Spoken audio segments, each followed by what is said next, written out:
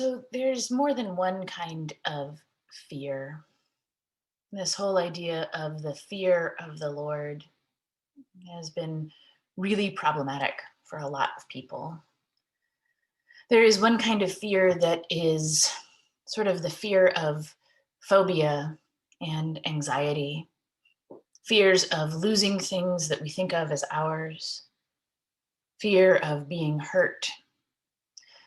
This kind of fear is the fear that the unclean spirit has in this gospel. This kind of fear is never going to bring us closer to love. This kind of fear makes us shut down and close off and withdraw. This spirit of fear both creates fear and lives in fear. And what this unclean spirit fears most of all is love. But the fear of the Lord, the kind that is the beginning of wisdom, that we just heard in our beautiful psalm, is a different kind of fear. It is the fear that is closer to awe and reverence. It is the kind of fear that you feel if you were standing a little too close at the coast and the waves are crashing on the rocks and you realize that you are so very small.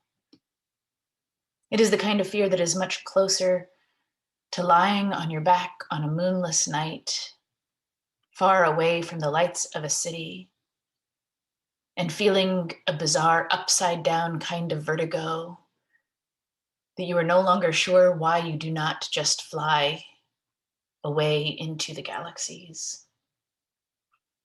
This kind of fear, this fear that can begin the journey of wisdom, is the fear of seeing ourselves in our right place and knowing how small we are and how large God is. It is awe and it is wonder. In these scriptures today, there is so much language around knowledge.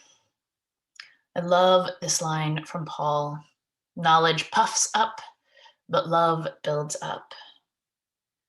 And anyone who claims to know something does not yet have the necessary knowledge. Oh, yes, Paul. Knowledge. All of the things that we know, the sort of knowledge that people are used to hearing in the synagogue, people knowing all of the details and the facts. Even the demonic, unclean spirit has knowledge, it knows things. Knowledge is not the beginning of wisdom. The unclean spirit knows exactly who Jesus is. I know who you are, the Holy One of God. And that knowledge does not soothe this spirit at all, but rather leaves it deeper in fear. The scribes have this knowledge, and it does lend a certain kind of authority. The authority of knowing things is not useless, but there is a tendency to wrap ourselves in facts to try and keep ourselves safe. If we can just have enough information, if we can just have enough of the kind of authority that comes from the facts, perhaps we will seem more important than we really are, puffed up. But knowledge without love is hollow. Love builds up. Love is the fulfillment of wisdom that begins in awe.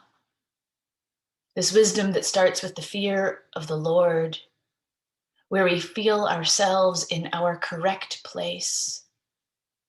When we see ourselves in right relationship with love, it is terrifying, but it is also liberating. Knowledge puffs up, but love builds up. And this is the kind of authority that Jesus has. Jesus shows up with the kind of authority that is not based on facts, but compassion. The kind of authority that is based on knowing and being known by love.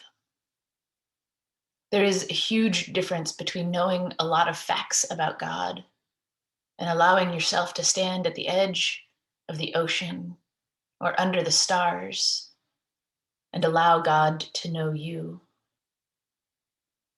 It is entirely different to focus on who and how we love than to shore up our facts as an armor against the absolutely unknowable things of this world.